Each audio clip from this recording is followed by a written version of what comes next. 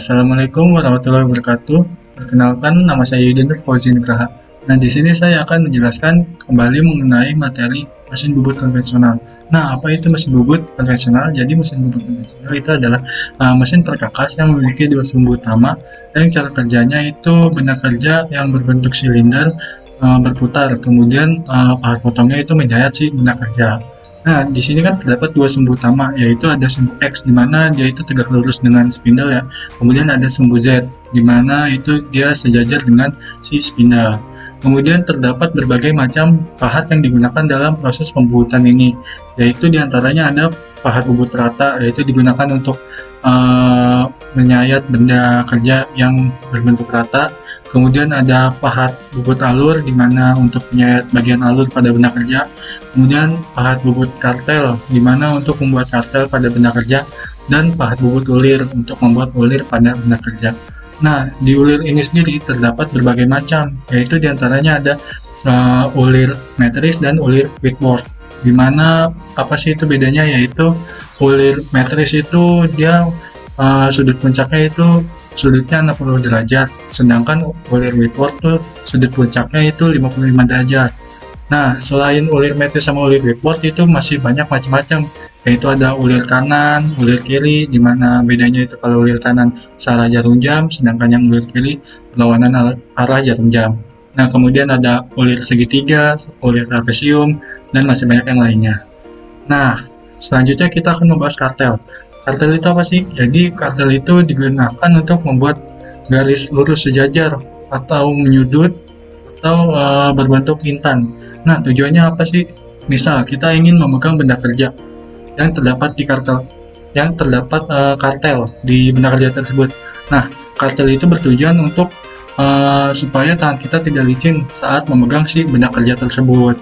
Contohnya, semisal ya ditutup botol kan, ditutup botol itu ada kartel.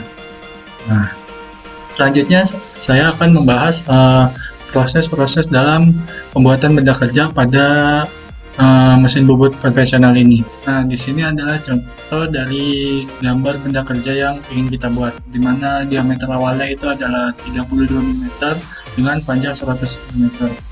Nah, di sini proses pertama yaitu kita menyalakan mesin bubut terlebih dahulu ya, kemudian mengkalibrasi si mesin bubut konvensional.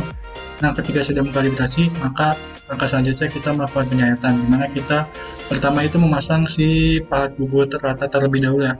Nah, di sini kita melakukan penyayatan pada bagian depan sini ya. Nah, di sini kita menggunakan RPM yaitu 440 RPM dengan tebal pemakanan itu 0,5 mm.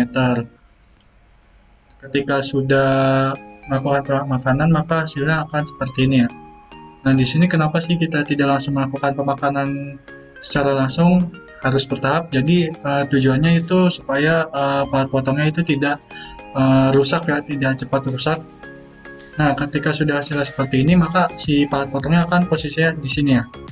Nah, selanjutnya kita melakukan pemakanan chamfer pada bagian depan ini, dimana kita menggerakkan si pahat potongnya menuju ke depan sini. Ketika sudah di depan sini, maka kita lakukan pemakanan pada chamfer dan melakukan finishing di bagian depan sini ya. Nah, ketika sudah melakukan pemakanan, maka posisi pahatnya akan di bagian sini, di atas sini.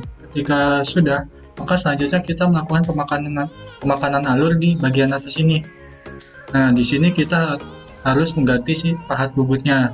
Jadi langkahnya yaitu kita menjauhkan terlebih dahulu si pahat potongnya, kemudian kita mengganti si pahat bubut rata menjadi pahat bubut alur. Ketika sudah mengganti, maka langkah selanjutnya kita melakukan pemakanan, yaitu mendekatkan si pahat potong dan melakukan pemakanan dengan ketebalan itu 0,5 mm setiap pemakanan dan 440 rpm. Nah, ketika sudah, maka hasilnya akan seperti ini. Dan posisi pahatnya otomatis akan di bagian sini ya, di pojok sini.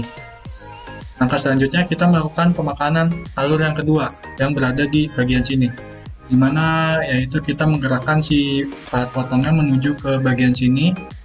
Ketika sudah bagian sini, maka lanjut kita melakukan pemakanan dengan tiap ketebalan itu 0,5 mm. Maka ketika sudah, maka akan hasilnya seperti ini ya. Nah, ketika sudah seperti ini, maka langkah selanjutnya yaitu kita melakukan pemakanan kartel, di mana posisi pahat potongnya berada di akhir di sini ya. Nah, lalu kita jauhkan terlebih dahulu si pahat potongnya, kemudian mengganti si pahat bubut alur menjadi pahat bubut kartel. Ketika sudah mengganti, maka langkah selanjutnya kita mendekatkan kembali si pahat potongnya menuju ke bagian si benda kerja yang ingin kita buat kartel. Dimana kita di sini menggunakan RPM 110 RPM dan ketebalan itu tiap pemakanan 0,5. Ketika sudah jadi atau sudah selesai, maka hasilnya akan seperti ini ya. Nah, ini adalah bentuk kartel yang telah kita buat, yaitu kita ingin membuat kartel berbentuk intan ya. Jika sudah, maka langkah selanjutnya kita membuat bulir pada bagian depan sini, dimana kita harus mengganti si pahat bulir dengan cara menjauhkan dulu pahat potong, kemudian kita mengganti si pahat bubut kartel menjadi pahat bubut bulir. Ketika sudah, maka lanjut ke proses pemakanan pada pahat bubut bulir, dimana menggunakan 65 rpm dengan tebal pemakanan 0,2 mm. Nah, maka hasilnya akan seperti ini. Nah, ketika sudah seperti ini, maka benda kerja setelah selesai dengan ukuran yang sesuai dengan kita inginkan. Nah, seperti itu saja yang bisa saya sampaikan. Kurang lebihnya mohon maaf. Wabillahi taufiq wal hidayah. Wassalamualaikum warahmatullahi wabarakatuh.